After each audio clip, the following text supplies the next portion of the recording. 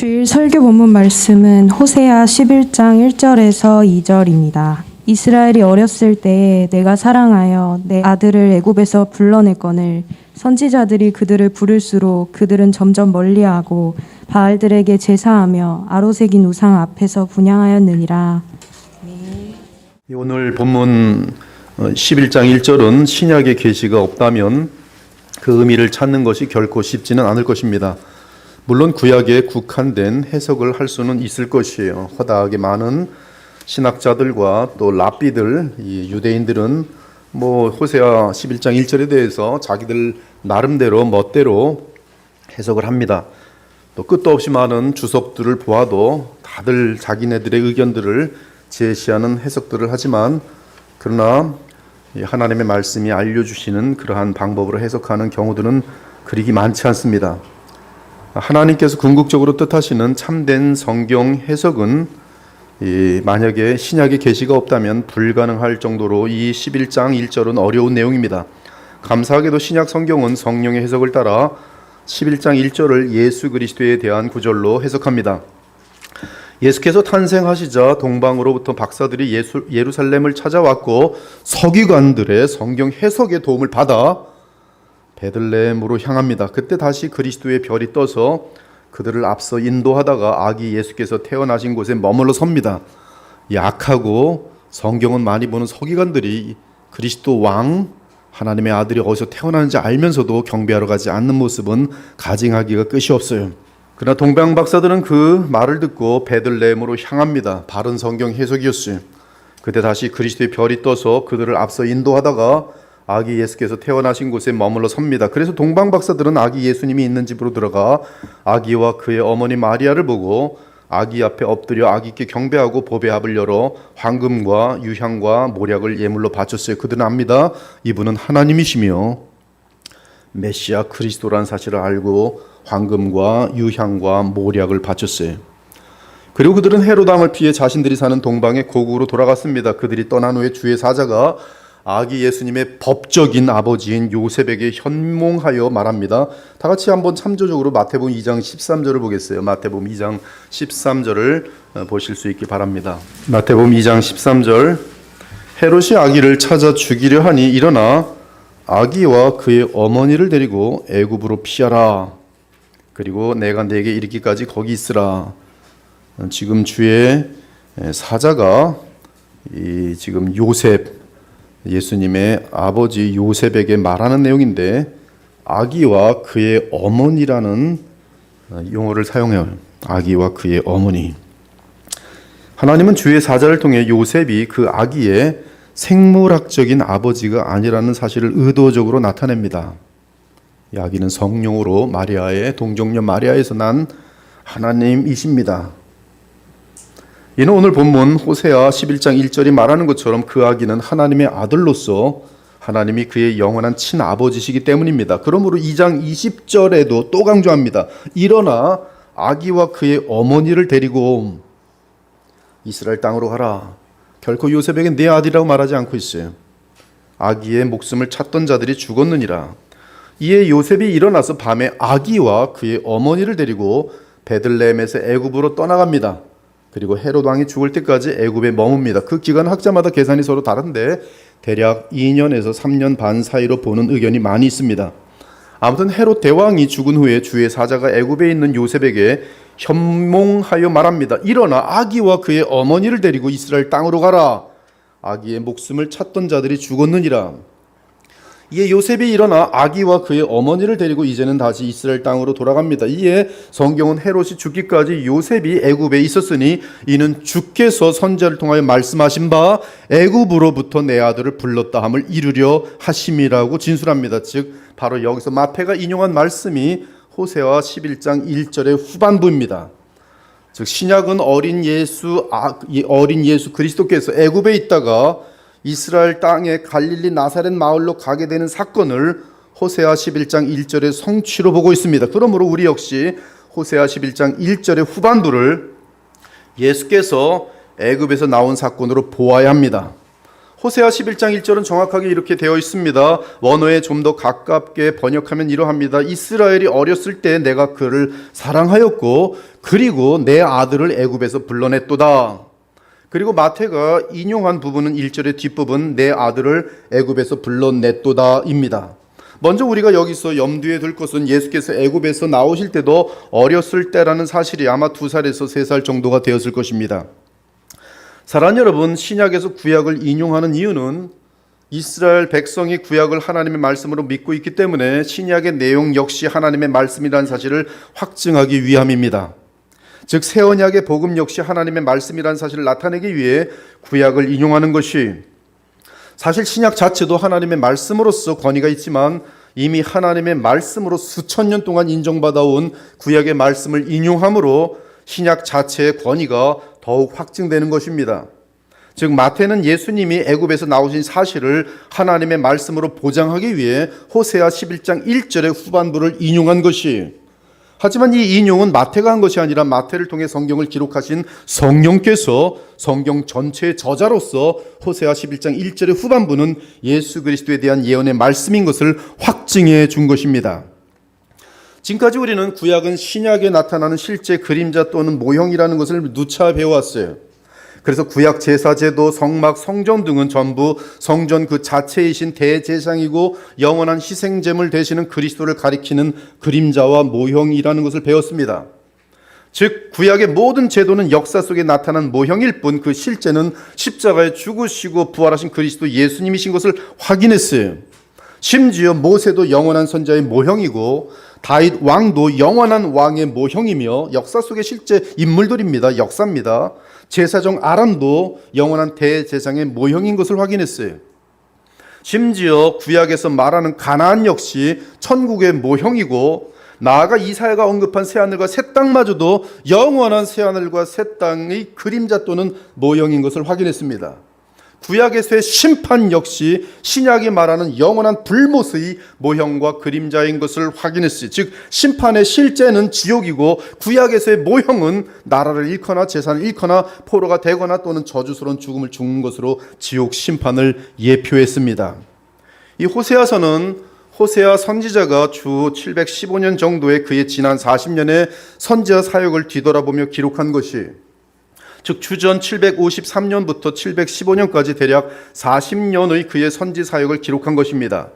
그는 주전 722년에 북이스라엘이 아수르 제국에 멸망당하기 전 대략 30년 전에 북이스라엘에 보냄을 받은 선지자였어요. 여러분 공부하셔야 됩니다.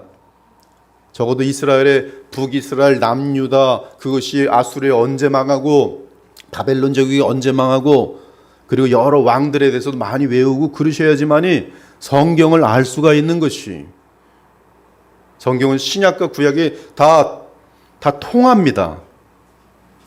깊어지려면 성경을 많이 보셔야 돼요. 세상 지식은 그렇게 많이 알면서 어찌 그렇게 성경에 무지한 자들이 많은지 모르겠어요. 그러므로 그의 선지 사역 시기는 이사야와 아모스와 미가 선지자와 겹칩니다.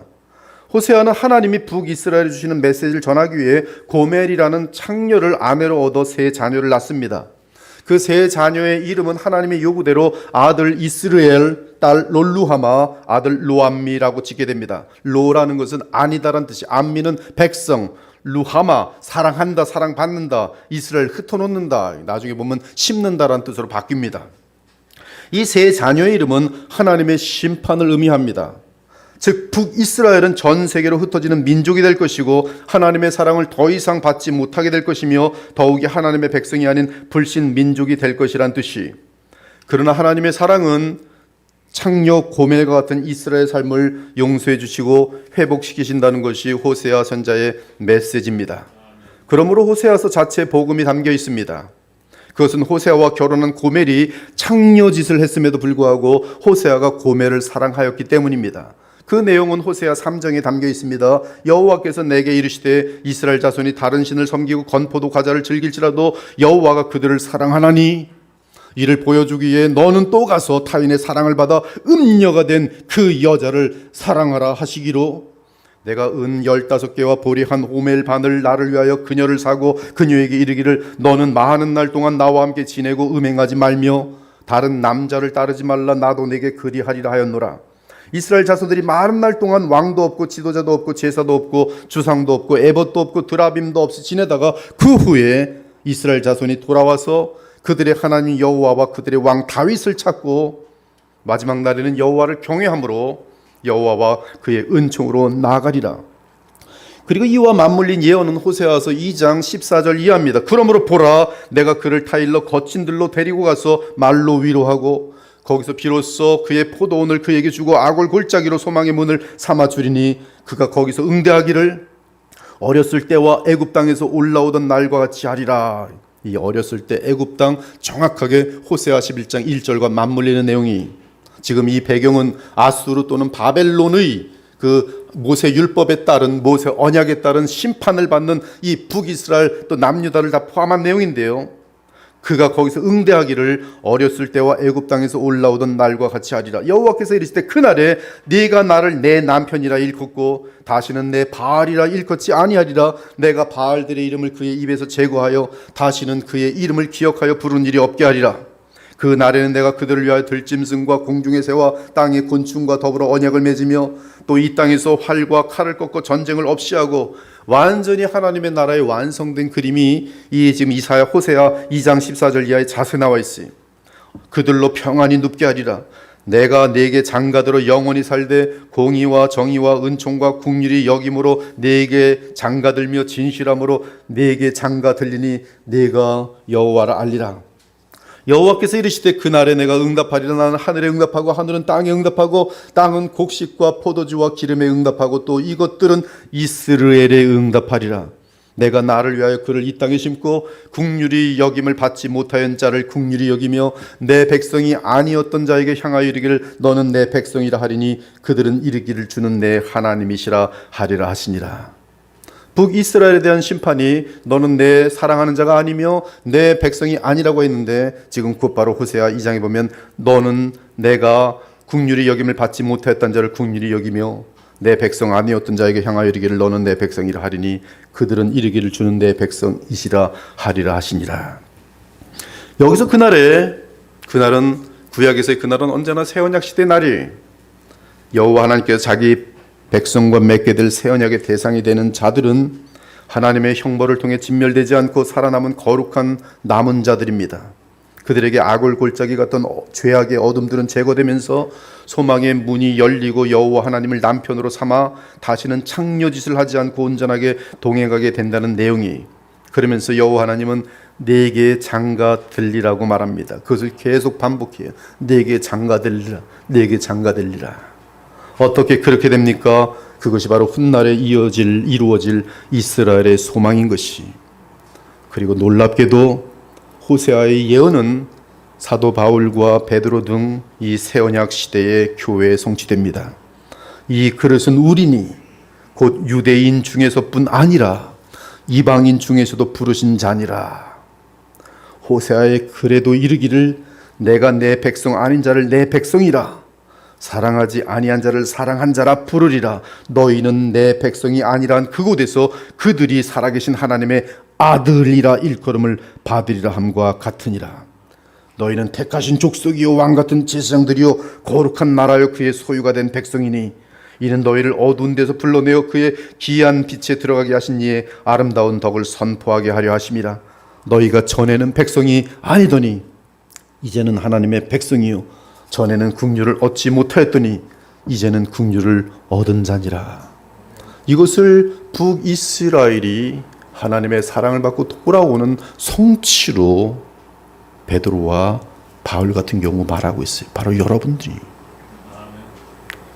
그리고 이러한 위대한 반전의 바탕이 놀랍게도 호세아 11장 1절입니다. 그러니 이 한 절이 얼마나 중요합니까? 하지만 호세아서의 맥락에서 보면 호세아 11장 1절에 이스라엘은 1차적으로 분명하게 북이스라엘을 말합니다. 하지만 북이스라엘이라도 거슬러 올라가면 아브라함과 이삭과 야곱이 그 뿌리입니다. 즉 아브라함과 이삭과 야곱의 언약을 통해 생겨난 후손이 이스라엘입니다. 이스라엘이라는 이름은 창세기 32장을 보면 야복 나루에 홀로 남은 야곱이 여호와 하나님과 씨름을 하고 얻은 이름이, 야곱은 이스라엘이라는 이름을 받은 그곳을 분이엘 곧 하나님의 얼굴을 배웠다라는 뜻의 이름을 지어주었어요. 그가 이르되 날이 세려하니 나로 가게 하라. 야곱이 이르되 당신이 내게 축복하지 아니면 가게 하지 아니하겠나이다. 그 사람이 그에게 이르되 내 이름이 무엇이냐. 그가 이르되 야곱이니이다. 그가 이르되 내 이름을 다시는 야곱이라 부를 것이 아니요 이스라엘이라 하라 부를 것이니 이는 내가 하나님과 및 사람들과 겨루어 이겼음이니라.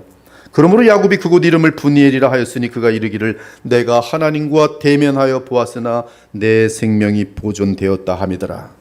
그 후 야곱은 12아들을 통해 70명의 후손을 두게 되고 야곱의 자손들은 야곱의 11번째 아들인 요셉이 총리로 있던 애굽으로 넘어가 그곳에서 장정만 60만이 넘는 큰 민족으로 성장합니다. 이에 하나님은 아브라함과 이삭과 야곱의 언약을 기억하고 이스라엘 민족을 4대 만에 가나안 땅으로 다시 인도합니다. 이것이 출애굽 사건이죠.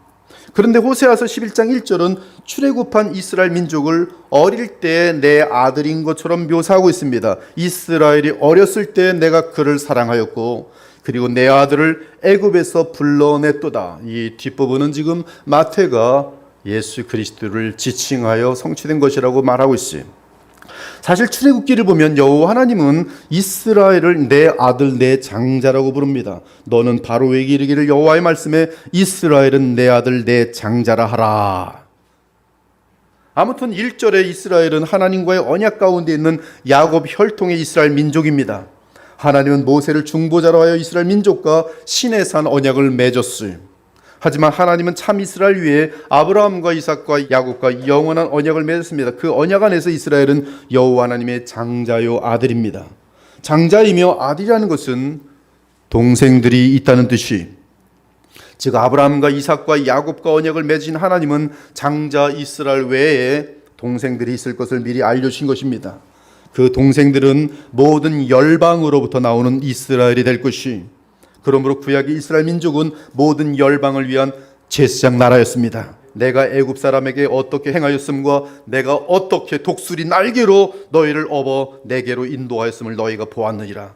세계가 다 모든 열방이 다 내게 속하였느니 너희가 내 말을 잘 듣고 내 언약을 지키면 너희는 모든 민족 중에서 내 소유가 되겠고 너희가 내게 대하여 제사장 나라가 되며 거룩한 백성이 되리라. 너는 이 말을 이스라엘 자손에게 대대로 전할지니라. 그러므로 하나님의 마음에는 이스라엘 민족은 하나님의 아들이며 장자이고 모든 세상 열방으로부터 또 다른 동생들이 나올 것을 계획하고 있었습니다. 그러나 안타깝게도 이스라엘 민족은 장자의 역할을 제대로 하지 못했어요. 도리어 그 민족은 여호와 하나님을 배반하고 다른 우상신들을 섬겼습니다. 그러므로 열방 나라를 위한 제사장 나라는커녕 도리어 하나님의 심판의 대상이 되었어요. 그래서 아수르 제국 및 바벨론 제국의 침략을 받아 북이스라엘은 온 세상으로 도졌고 남유다는 바벨론 제국의 포로가 되었어요. 하지만 하나님은 아브라함과 이삭과 야곱과 맺으신 영원한 언약을 폐기할 수 없었습니다. 또한 모세의 언약이 담고 있는 하나님의 은혜 역시 지울 수 없었어요. 모세의 언약은 모세의 언약을 어긴 이스라엘 백성을 그 언약대로 이방 나라의 포로가 되게 하였지만은, 그러나 계속 남겨있는 내용은 장차 오실 메시아로 인해 회복이 있을 것을 알려줍니다. 그것이 대선지자와 소선지자 전체가 알려주는 내용이. 그리고 메시아로 오시는 그분은 여호와 하나님이시며 오시는 이유는 하나님과 우리를 갈라놓은 죄 문제를 해결하심으로 모든 세상을 주께로 돌아오게 하기 위함입니다. 이때 변함없이 효력이 있는 하나님의 언약은 아브라함과 이삭과 야곱과 맺으신 은혜의 언약이. 한편 우리는 구약에서 아브라함이 유독 독자 이삭에게 내 아들이라고 부르는 것을 발견할 수 있어요. 아브라함이 이르되 내 아들아, 번제할 어린 양은 하나님이 자기를 위하여 친히 준비하시리라. 이삭의 결혼을 위해서도 유독 믿음의 순수성을 지키고자 최선을 다하는 아브라함을 볼 수 있습니다. 내가 너에게 하늘의 하나님 땅의 하나님이신 여호와를 가리켜 맹세하게 하노니 너는 내가 거주하는 이 지방 가나안 족속의 딸 중에서 내 아들을 위하여 아내를 택하지 말고 내 고향 내 족속에게로 와서 내 아들 이삭을 위하여 아내를 택할지니라. 구 아브라함은 하나님과의 은혜의 언약의 복을 내 아들 이삭에게 전달합니다. 그리고 이삭은 나이 들어 눈이 희미해지자 하나님과의 은혜 언약의 복을 장남 에서에게 전달하고자 했습니다. 그러나 리브가와 야곱이 이삭을 속이고 하나님과 은혜 언약을 맺는 주인공이 됩니다. 이에 이삭은 눈이 컴컴한 가운데 이 야곱에게 애선 줄 알고 내 아들아 내 아들아 하면서 온 이 은혜 언약의 복을 전달해요. 그리고 언약의 복을 전달받은 야곱은 그가 죽기 직전에 12아들 중 오직 유다에게만 내 아들아 라고 말하며 언약의 복을 전달합니다. 유다는 사자 새끼로다 내 아들아 너는 움킨 것을 찢고 올라갔도다. 그가 엎드리고 웅크림이 수사자 같고 암사자 같으니 누가 그를 범할 수 있으랴.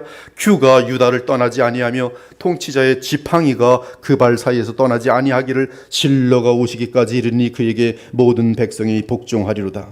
그의 나귀를 포도나무에 매며 그의 암나귀 새끼를 아름다운 포도나무에 맬 것이며 또 그 옷을 포도주에 빨며 그 복장을 포도즙에 빨리로다.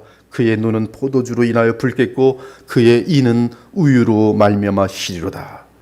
그리고 그 언약의 복은 출애굽기로 가면 이미 우리가 확인한 것처럼 이스라엘 민족 사이에 퍼져 있는 것을 확인할 수 있어요. 즉 하나님의 택하심의 복이 이스라엘 민족 가운데 나타납니다.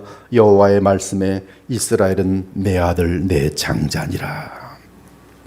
그리고 여호와 하나님의 내 아들은 시편 2편에 강력하게 등장합니다. 내가 나의 왕을 내 거룩한 산 시온에 세웠다 하시리로다. 내가 여호와의 명령을 전하노라. 여호와께서 내게 이르시되 너는 내 아들이라. 오늘 내가 너를 낳았도다. 내게 구하라. 내가 이방 나라를 내 유업으로 주리니 내 소유가 땅끝까지 이르리로다. 하나님께서 아들 메시아에게 주시는 어마어마한 복인 것이 내 아들이. 그리고 신약으로 건너와서 하나님의 내 아들이 가장 먼저 나오는 구절이 바로 예수님의 탄생 및 헤롯 때문에 애굽에 내려갔다가 가나안 땅으로 돌아오는 장면이 요셉이 일어나서 밤에 아기와 그의 어머니를 데리고 애굽으로 떠나가 헤롯이 죽기까지 거기 있었으니 이는 주께서 선지자를 통하여 말씀하신 바 애굽으로부터 내 아들을 불렀다 함을 이루려 하심이라. 애굽에서 내 아들을 부르신 것은 이사야 11장 하나님 나라에 대한 영원한 영광의 메시지에 담겨 있습니다. 5절과 6절이요. 여호와께서 애굽 해만을 말리시고 그의 손을 유브라데스 하수 위에 흔들어 뜨거운 바람을 일으켜 그 하수를 쳐 7갈래로 나누어 신을 신고 건너가게 하실 것이라. 이 홍해를 7갈래로 건너서 옛날 이 홍해를 지나는 것처럼 출애굽기에 이제 하나님의 나라가 임할 때에는 먼저 그런 일이 발생한다라고 표현하고 있어요. 그의 남아있는 백성 곧 아수르에서 남은 자들을 위하여 큰 길이 있게 하시니 이스라엘이 애굽 땅에서 나오던 날과 같게 하시리라. 그리고 신약에서 하나님의 내 아들은 대부분 예수 그리스도를 나타냅니다. 예수께서 세례를 받으시고 곧 물에서 올라오실 때 하늘이 열리고 하나님의 성령이 비둘기같이 내려 자기 위에 임하심을 보시더니 하늘로부터 소리가 있어 말씀하시되 이는 내 사랑하는 아들이요 내 기뻐하는 자라 하시니라. 무엇보다 예수님은 십자가를 지시기 전 베드로와 요한과 야고보를 데리고 변화산으로 올라가 엘리야와 모세를 만나는데 하나님께서 하늘에서 말씀하십니다. 이는 내 사랑하는 아들이요 내 기뻐하는 자니 너희는 그의 말을 들으라.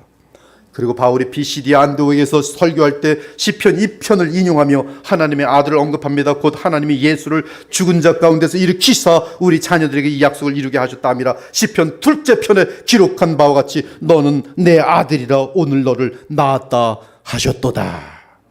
그리고 마침내 그리스도는 장자로 등장하면서 동생들을 소개합니다. 우리가 알거니와 하나님을 사랑하는 자 곧 그의 뜻대로 부르심을 입은 자들에게는 모든 것이 합력하여 선을 이루느니라. 하나님이 미리 아신 자들 또한 그 아들의 형상을 본받게 하기 위하여 미리 정하셨으니 이는 그로 많은 형제 중에서 맏아들이 장자가 되게 하려 하심이니라. 그리고 히브리서에서도 예수님을 내 아들이라고 부르며 그의 동생들의 등장을 언급합니다. 하나님께서 어느 때 천사 중 누구에게 너는 내 아들이라 오늘 내가 너를 낳았다 하셨으며 또 다시 나는 그에게 아버지가 되고 그는 내게 아들이 되리라 하셨느냐. 천사들에게 그런 말 한 적이 없고 오직 예수를 향해서만 말하지 않았느냐. 또 그가 맏아들을 이끌어 세상에 다시 들어오게 하실 때에 장자 예수님이 거룩하게 하시는 이와 거룩하게 함을 입은 자들이 다 한 근원에서 난지라. 그러므로 형제라 부르시기를 부끄러워하지 아니하시고 이르시되 내가 주의 이름을 내 형제들에게 선포하고 내가 주를 교회 중에서 찬송하리라 하셨으며. 여기서 보면 이 나는 여러분 맏형이 동생들을 대표해서 하나님께 예배하고 하나님께 기도하는 내용이. 또다시 내가 그를 의지하리라 하시고 또다시 볼지어다 나와 및 하나님께서 내게 주신 자녀라 하셨도다. 그러므로 그가 범사에 형제들과 같이 되심이 마땅하도다. 이는 하나님의 일에 자비하고 신실한 대제사장이 되어 백성의 죄를 속량하려 하심이라. 그가 시험을 받아 고난을 받으셨은즉 시험 받는 자들을 능히 도우실 수 있느니라. 이 히브리서의 내용은 정말 이 신구약 전체를 아우르는 어마어마한 책이, 히브리서는 많이 공부하셔야 돼요. 그러므로 이스라엘이라는 이름의 시작에서 그 이름의 완성까지 신구약을 살펴볼 때 이스라엘의 기원은 여호와 하나님이 택하신 백성과 맺으신 언약에 있는 것을 알 수 있습니다. 그리고 이 언약은 태초에 성부와 성자와 성령께서 성자를 사람으로 보내실 것을 합의한 것과 연관되는 것이, 이에 성자께서는 창세전부터 삼위간에 합의된 택함받은 백성의 구원을 위해 성육신하십니다. 그리고 이스라엘의 그 씨, 이스라엘의 남은 자 중에 남은 자, 이스라엘의 그 후손으로 오셔서 이스라엘의 장자가 되십니다. 맏형이 되세요. 맏아들이 되세요. 따라서 사람으로 오신 성자 하나님은 놀랍게도 택함받은 백성과 맺으신 언약을 친히 이루어내시는 이스라엘이 되십니다. 오늘 내용은 여러분들이 굉장히 깊은 내용일 것으로 들릴 것이에요. 그러나 오늘 성탄입니다.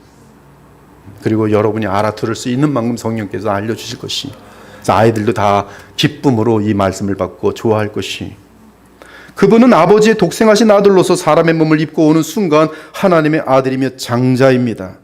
즉 주 예수께 속한 동생들이 열방으로부터 많이 나게 될 것이, 그 방법은 부활하신 그리스도께서 주의 성령으로 택한 자들에게 생명을 나눠주시고 그 안에 성령으로 영원히 내주하시면서 영원한 동생들을 얻는 것이, 이에 예수님은 신구약 전체에 택함받은 이스라엘과 동일시되는 뿌리며 기원이며 머리며 맏형이기에 참 이스라엘이세요.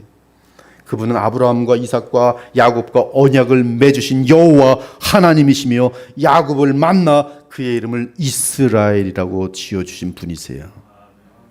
그러므로 호세아 11장 1절에서 하나님은 호세아 선지자를 통해 주의 언약 가운데 있는 이스라엘을 나의 사랑하는 내 아들이라고 부르시며 후반부에서 언약 백성의 머리이신 그리스도를 지칭하신 것이, 그리고 이 땅에 하나님의 몸을, 사람의 몸을 입고 오셔서 이스라엘의 머리가 되신 예수 그리스도는 실제로 하나님의 영원한 아들이십니다. 그러므로 하나님은 내 아들이란 용어로 이스라엘과 우리 주 예수 그리스도를 일치시켰던 거예요. 지금 여러분들도 마찬가지. 여러분은 예수 그리스도와 일치되어 있어요. 연합되어 있어요. 그리고 예수님은 이스라엘과 동일시된 분이시기에 어릴 때 애굽에서 나오는 실제 사건을 취하십니다. 이는 이스라엘 민족이 어릴 때 애굽에서 나온 것과 같은 사건이, 이처럼 하나님의 영원한 아들이신 독생하신 하나님이 사람이 됐을 때 그분은 참 이스라엘이며 하나님의 영원한 사랑의 대상이셨습니다. 하나님은 구약에서 이스라엘을 애굽 왕 바로의 폭정에서 구원하신 것처럼 참 이스라엘이신 예수님을 헤롯의 폭정에서 구원하셨어요.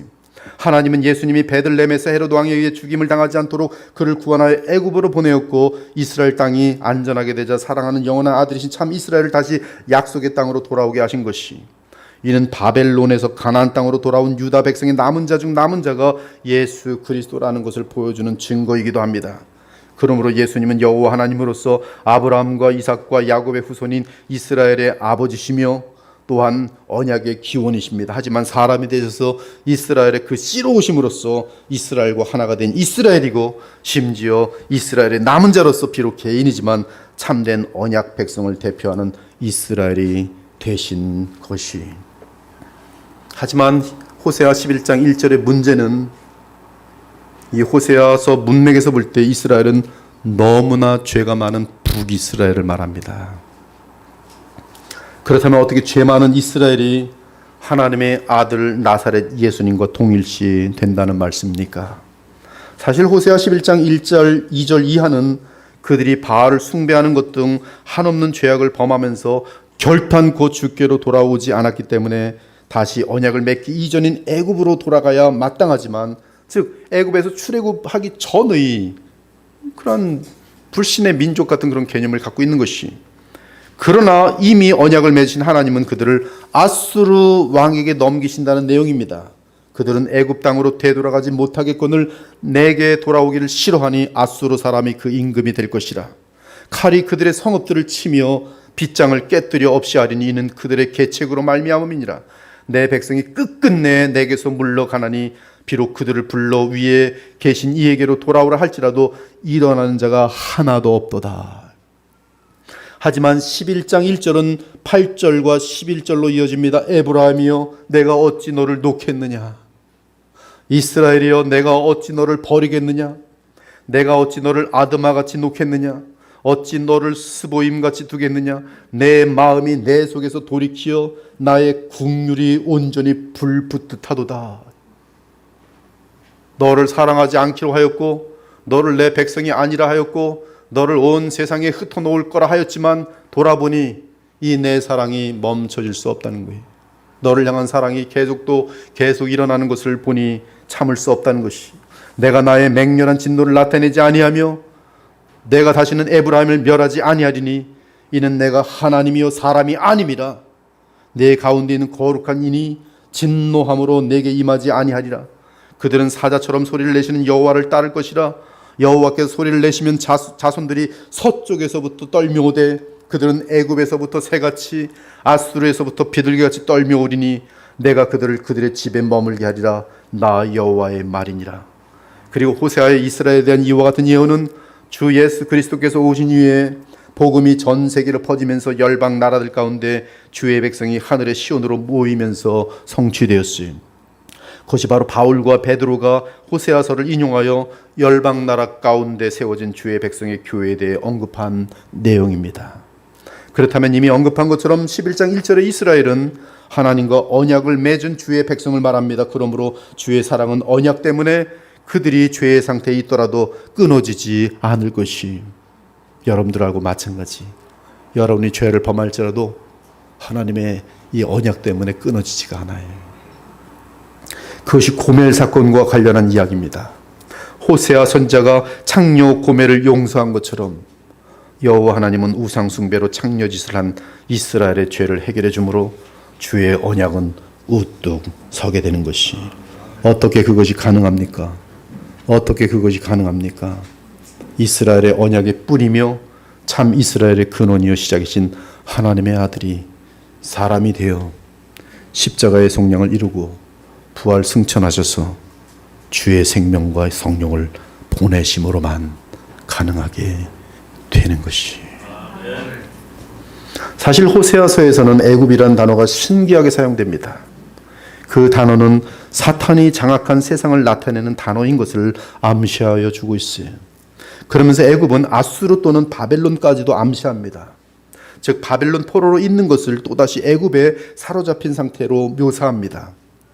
그 내용은 2장 15절에서 확인할 수 있고 9장 6절에서도 확인할 수 있어요. 그러므로 보라, 내가 그를 타일로 거친 들로 데리고 가서 말로 위로하고 거기서 비로소 그의 포도원을 그에게 주고 아골 골짜기로 소망의 문을 삼아주리니 그가 거기서 내게 응대하기를, 내게 화답하기를 어렸을 때와 애굽 땅에서 올라오던 날과 같이 하리라. 즉 광야 같은 곳에서, 아골 골짜기 같은 곳에서 마음이 변화되어 주께로 돌아온다는 말씀이, 사실 어렸을 때 애굽 땅에서 올라오던 것은 오늘 우리의 호세아 11장 1절과 맞물립니다. 또한 9장 1절에 7절에서 보면 6절 보아도 그러합니다. 그 내용은 죄 많은 북이스라엘이 하나님의 형벌을 받게 될 것을 알려주는 내용인데 그 표현은 그들이 애굽으로 다시 돌아가는 것으로 묘사되고 있어요. 그러나 실제로는 아수르 제국에 패망하고 세상 나라에 속하게 되는 것을 그렇게 표현했습니다. 이스라엘아, 너는 이방 사람처럼 기뻐 뛰놀지 말라. 내가 음행하여 내 하나님을 떠나고 각 타작 마당에서 음행의 값을 좋아하였느니라. 타작 마당이나 술틀이 그들을 기르지 못할 것이며 새 포도주도 떨어질 것이요 그들은 여호와의 땅에 거하지 못하며 에브라임은 애굽으로 다시 가고 아수르에서 더러운 것을 먹을 것이니라. 그들은 여호와께 포도주를 부어 드리지 못하며 여호와께서도 기뻐하시는 바도 되지 못할 것이라. 그들의 재물은 애곡하는 자의 떡과 같아서 그것을 먹는 자는 더러워지나니 그들의 떡은 자기의 먹기에만 소용될 뿐이라 여호와의 집에 드릴 것이 아님이니라. 너희는 명절날과 여호와의 절기의 날에 무엇을 하겠느냐? 보라, 그들이 멸망을 피하여 갈지라도 애굽은 그들을 모으고 애굽의 도시죠 놋은 그들을 장사하리니 그들이 은은 귀한 것이나 찔레가 덮을 것이요 그들의 장막 안에는 가시 덩굴이 퍼지리라. 형벌의 날이 이르렀고 보응의 날이 온 것을 이스라엘이 알지라. 선자가 어리석었고 신에 감동하는 자가 미천하니 이는 네 죄악이 많고 네 원한이 흠이니라. 그 하나님은 모든 열방으로 흩어진 언약 백성 이스라엘을 다시 모으십니다. 그것이 바로 모든 열방에서 복음으로 주의 택한 백성을 모으는 새 언약 시대로 이어지는 내용이에요. 그러므로 여러분들은 오늘도 호세아 11장 1절과 맞물린 사람들이, 사랑하는 여러분, 예수께서 십자가에서 속량을 치르시기 전에 변화산에서 놀라운 말씀을 하십니다. 그것은 바로 출애굽에 대한 것이. 하지만 이때 주께서 말씀하신 출애굽은 애굽 제국이 아니라 사탄이 사로잡고 있는 세상 나라들 및 불신 세상 전부를 뜻합니다. 누가복음 9장에 제가 낭독해 드리겠어요. 봉독해 드립니다. 이 말씀을 하신 후 8일쯤 되어 예수께서 베드로와 요한과 야고보를 데리고 기도하시러 산에 올라가사 기도하실 때에 용모가 변화되고 그 옷이 휘어져 광채가 나더라. 문득 두 사람이 예수와 함께 말하니 이는 모세와 엘리야라. 영광 중에 나타나서 장차 예수께서 예루살렘에서 별세하실 것을 말할새 구름이 와서 그들을 덮는지라. 구름 속에서 소리가 나서 이르되 이는 나의 아들 곧 택함을 받은 자니 너희는 그의 말을 들으라 하고 소리가 그침에 오직 예수만 보이더라. 이렇게 아름다운 내용이 있을 수 있을까? 근데 특히 중요한 것은 모세와 엘리야가 예수님과 함께 나눈 내용을 이렇게 이 누가는 묘사했어요. 장차 예수께서 예루살렘에서 별세하실 것에 대하여. 모세와 엘리야가 예수님과 함께 다룬 내용은 장차 예수께서 예루살렘에서 별세하실 것에 대해 말했다고 되어 있는데요. 개역개정이 별세라고 번역한 단어를, 별세 신학도 그래서 과거에 있었습니다. 이 별세라고 번역한 단어를 원본을 보니 너무나 놀랍게도 텐 엑소돈이라고 되어 있어요. 즉 엑소도스에 대하여 대화를 나누었다. 출애굽에 대하여 대화를 나누었다. 모세와 엘리야와 예수님이 텐 엑소돈, 예수님과 모세와 엘리야에 대한 출애굽에 관한 것이었다. 그러나 과거의 출애굽이 아니라 호세아가 소망하고 있던 그 출애굽, 오늘 우리가 함께 나눈 지금 호세아 11장 1절에 말하는 그 출애굽, 즉 예수 그리스도로 말미암는 진정한 출애굽, 영적 출애굽을 의미합니다. 엑소더스, 예수님 말씀하시는 출애굽은 죄악의 세력으로부터, 죄의 심판으로부터, 죽음에서, 병에서, 사탄으로부터, 유욕의 굴레에서부터의 새 엑소더스, 이제 곧 있을 예수 그리스도의 십자가의 죽음과 부활로 말미암아 모든 믿는 자들에게 임하는 뉴 엑소더스입니다. 죄로부터의 엑소더스. 그러므로 예수라는 이름은 하나님이 지으신 이름으로서 그 뜻은 아들을 낳으리니 이름을 예수라 하는 그가 자기 백성을 그들의 죄에서 구원할 자이심이라. 뉴 엑소더스. 죄는 곧 애굽을 상징하고 있는 것이. 이때 구름이 덮칩니다. 하나님의 영광이 구름입니다. 그리고 하나님의 음성이 구름 속에서 들립니다. 이는 하늘로부터 들려오는 하나님의 실제 음성입니다. 사람이 들을 수 있는 소리입니다. 이는 나의 아들 곧 택함을 받은 자니 너희는 그의 말을 들으라. 호세아 11장 1절과 연결되는 것을 못 보십니까? 지금 이 사건은 역사 속에서 실제로 발생한 유일한 사건으로서 5 증인이 있습니다. 모세와 엘리야 그리고 베드로와 요한과 야고보의. 훗날 베드로가 고백합니다. 우리 주 예수 그리스도의 능력과 강림하심을 너희에게 알게 한 것이 교묘히 만든 이야기를 따른 것이 아니요 우리는 그의 크신 위엄을 친히 본 자라. 지극히 큰 영광 중에서 이러한 소리가 그에게 나기를 이는 내 사랑하는 아들이요 내 기뻐하는 자라 하실 때 그가 하나님 아버지께 존귀와 영광을 받으셨느니라. 이 소리는 우리가 그와 함께 거룩한 산에 있을 때 하늘로부터 난 것을 들은 것이라. 즉 하나님께서 택한 백성을 향한 궁극적인 뜻은 애굽으로 상징되는 죄와 사탄과 죄의 결과인 죽음에서 건져내어 하나님과 교통하며 연합하는 영광의 자녀로 영원한 주의 백성으로 다시 나게 하기 위함인 것이. 그러므로 바울은 오늘 호세아 11장 1절의 궁극적인 의미를 이렇게 설명했습니다. 그는 허물과 죄로 죽었던 너희를 살리셨도다. 북이스라엘 같은 너희를 살리셨도다. 그때 너희는 그 가운데서 행하여 이 세상 풍조를 따르고 공중의 권세 잡은 자를 따랐으니 애굽의 바로 같은 존재들이죠. 그러나 실제는 마귀죠. 사탄입니다. 곧 지금 불순종의 아들들 가운데서 역사하는 영이다.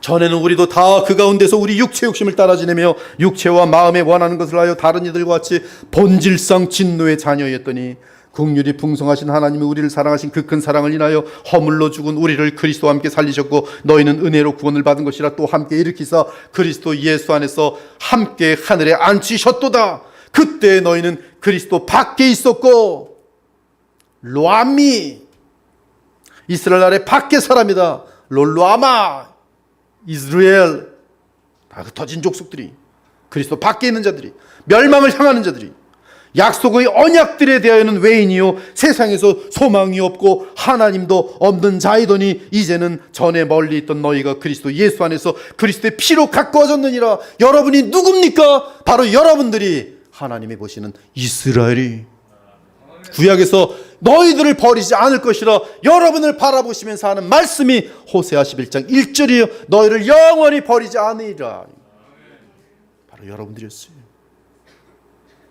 이는 그로 말미암아 한 성령 안에서 아버지께 나아감을 얻게 하려 하심이라. 유다와 이방인들이 하나가 되는 것이 그 이방인들은 바로 하나님이 태초부터 택하신 여러분들이 그 사랑은 포기될 수 없어요. 아무리 여러분이 북이스라엘보다 더 죄가 많더라도 하나님은 찾아내시고 암미 로아마 나의 사랑하는 백성이라 불러주시는 것이. 그러므로 이제부터 너희는 외인도 아니요 나그네도 아니요 오직 성도들과 동일한 시민이요 하나님의 권속이라. 그리고 바울은 로마서 5장에서 그리스도와 아담을 대조합니다. 그리고 오직 인류는 두 종류만 있다고 알려줍니다. 하나는 아담의 혈통에 속한 옛사람이고 다른 하나는 그리스도를 머리로 하는 새 사람이. 즉 그리스도는 구약이든 신약이든 하나님과 새 언약 가운데 존재하는 참 이스라엘의 머리인 것이. 아담은 오실자의 모형이라. 한 사람의 범죄로 인하여 많은 사람이 죽었은즉 더욱 하나님의 은혜와 또한 한 사람 예수 그리스도의 은혜로 말미암은 선물은 많은 사람에게 넘쳤느니라. 심판은 한 사람으로 말미암아 정죄에 이르렀으나 은사는 많은 범죄로 말미암아 의롭다 하심의 이름이니라. 한 사람의 범죄로 말미암아 사망이 그 한 사람을 통하여 왕노릇하였은즉 더욱 은혜와 의의 선물을 넘치게 받는 자들은 한 분 예수 그리스도를 통하여 생명 안에서 왕노릇하리로다. 그런즉 한 범죄로 많은 사람이 정죄에 이른 것 같이 한 의로운 행위로 말미암아 많은 사람이 의롭다 하심을 받아 생명에 이르렀느니라. 한 사람이 순종하지 아니함으로 많은 사람이 죄인 된 것 같이 한 사람이 순종하심으로 많은 사람이 의인이 되리라. 이는 죄가 사망 안에서 왕노릇한 것 같이 은혜도 또한 의로 말미암아 왕노릇하여 우리 주 예수 그리스도로 말미암아 영생에 이르게 하려 함이라. 그러므로 구약이든 신약이든 참 이스라엘은 야곱의 후손으로 오신 하나님의 참 아들 예수 그리스도와 영원한 언약으로 연결되어 있는 하나님의 백성이, 그들은 이삭처럼 약속에 의해 성령으로 거듭난 믿음의 자녀들인 것입니다. 이제 장차 예수 그리스도께서 오실 때 주의 나팔이 불 때 그분 곁에는 구약의 참 이스라엘과 신약의 참 성도들이 영광의 부활체를 입고 설 것이, 그리고 이 땅에 남아있는 참 성도들 역시 주의 나팔 소리와 함께 하늘로 들림받아 그 몸이 부활의 영광체로 변화될 것입니다. 그래서 공중 재림하시는 주님께 모든 주의 택한 백성이 전부 부활의 영광체를 입고 주 예수님의 군사들이 될 것이, 그리고 주의 천사들과 주의 군사된 백성은 그리스도와 함께 아마겟돈 전쟁을 치르며 모든 마귀들과 사탄과 적그리스도와 거짓 선자들과 불신자들을 죽이고 그들을 불못에 던지면서 영원한 새하늘과 새 땅이 이 땅에 이르게 될 것이. 그러므로 구약에서 애굽으로부터 내 아들 이스라엘을 부르신 하나님은 열방을 향한 새 언약 시대를 위해 독생하신 하나님이 친히 사람의 몸을 입고 오셔서 하나님의 아들이 되어 친히 하나님의 보호하심을 받는 가운데 마침내 완전한 의와 함께 십자가의 속량을 이루심으로 주의 모든 백성에게, 죄 많은 죄인들에게, 북이스라엘 같은 그러한 하나님의 백성들에게 나누어줄 죄사함과 영생과 의의 기업을 마련해 주신 것이, 그것이 호세아가 본 그리스도며, 그리스도께서 오시면 고멜처럼 죄 많은 자라도 그리스도 안에서 죄사함 받고 영생을 얻어 하나님 나라의 자녀들과 권속으로서 부족함이 없게 될 것을 약속하신 새 언약이. 그때 하나님은 예수님 안에서 자기 아내 된 교회와 장가갈 것이며 이는 그리스도와 주의 교회가 성령을 통해 영원히 주와 연합하는 것을 의미합니다. 그러므로 여러분의 죄 문제, 누가 얼마나 많은 죄를 졌고 과거에 얼마나 무서운 죄인들인지는 중요하잖아요. 지금도 단 한 가지 중요한 것은 그리스도 안에 있는지 그리스도 밖에 있는지, 그것이 가장 무서운 중요한 내용이에요. 그리스도 밖에 있으면 불못이고 그리스도 안에 있으면 여러분이 십자가상의 옆에 강도처럼 평생 죄만 지었다 할지라도 다 죄사함 받고 의를 행할 수 있는 생명을 얻게 되면서 전국으로 들어가게 되는 것이. 그렇습니다. 우리 하나님과 예수님은 우리를 장차 멸망할 세상 애굽에서 구원하시기 위해 친히 먼저 애굽에서 구원받는 모습을 보여주셨어요. 그러므로 우리는 늘 세상 애굽에 물들지 말고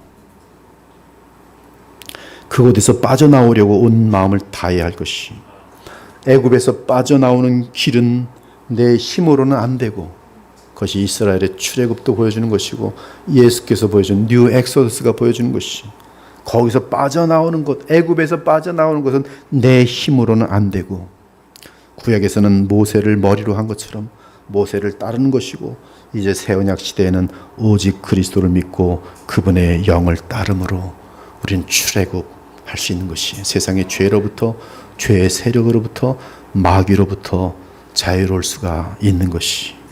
또 내가 들으니 하늘로부터 다른 음성이 나서 이르되 내 백성아 거기서 나와, 애굽에서 나와, 그 죄에 참여하지 말고 그가 받을 재앙들을 받지 말지니라. 그의 죄는 하늘에 사무쳤으며 하나님은 그의 불의한 일을 기억하신지라. 그러므로 너희는 그들 중에서 나와서 따로 있고 부정한 것을 만지지 말라. 내가 너희를 영접하여 너희에게 아버지가 되고 너희는 내게 아들들이 되리라. 너희는 내게 자녀가 되리라. 전능하신 주의 말씀이니라. 지금 여러분들 호흡이 있지만 호흡이 곧 끊어져요. 호흡 끊어질 때 영생 아니면 영벌이, 지옥 아니면 낙원이, 불못 아니면 천국과 새하늘과 새 땅이. 지금 호흡이 있을 때 예수님을 붙드셔야 돼요. 그분 안에 하나님의 자비와 은혜가 무한한 것이기 때문에 그리합니다. 오늘도 우리는 우리 주 예수 그리스도를 의지하는 믿음 안에 살기 바랍니다. 그래야 죄 문제가 해결되면서 죄에 승리하고 하나님과 교통하는 가장 영광스럽고 복되고 보람찬 영생의 삶을 누리게 될 것이, 이는 참 이스라엘이신 그리스도 안에 있는 자들은 하나님께서 구약의 이스라엘을 아들로 보듯이 또한 신약의 우리를 주의 자녀로 보시면서 보호하고 사랑하시고 지켜주시길 것이기 때문입니다. 오늘 성탄을 맞아서 이 귀한 정말 하나의 파노라마 같은 그러한 하나님의 언약과의 또 새 언약 속에서의 여러분의 위치를 다시 한번 확인하고서 더욱 나를 위해 찾아오신 기쁘다 구주 오셨네 예수님을 다시 한번 마음속에 영접하고 이 같은 믿음을 가진 무리들과 함께 너무나 감사합니다. 저는 어젯밤에도 그렇고 오늘 아침에도 그렇고 예수님이 너무너무 고마워서, 정말 어떻게 그렇게 고마운지, 정말 이분의 오심을 어떻게 다 기뻐해야 될지, 근데 여러분들이 같이 있어서 너무나 좋은 거예요. 예배, 이거 왜 하나님을, 우리 주님을 더 기쁘게 할 게 없겠더라고요. 온 마음을 다해서 또 말씀을 그래서 여러분들과 함께 오늘 이 말씀을 나누면서 주님께 기쁨으로 나아가는 저와 여러분 되시기를 예수 그리스도의 축원합니다. 아멘. 주 하나님 감사합니다. 오늘 주님께서 이 땅에 오신 이 거룩하고 아름다운 날에 주님 북이스라엘만큼 부패한 우리들을 버리지 아니하시고 찾아오시는 하나님의 약속을 오늘 붙들고 주님 보좌 앞에 서게 하시니 너무나 감사합니다. 주님, 우리가 죄를 이길 수 있는 길, 계속 죄성을 이기고 마귀로부터 승리할 수 있는 길은 오직 예수 그리스도 안에 있음을 다시 한번 확인하였으니 호흡이 마치는 그날까지 주님과만 동행하면서 하나님과 교통하는 아름다운 주의 교회들과 또 주의 자녀들이 다 될 수 있도록 도와주시옵소서. 우리 주 예수님을 맏형으로 하고 동생들로서 하나님의 자녀가 된 그 영광을 놓치지 않는 아름다운 주의 교회들이 될 수 있도록 복을 내리워 주시옵소서. 살아계신 우리 주 예수 그리스도 이름으로 기도합니다. 아멘.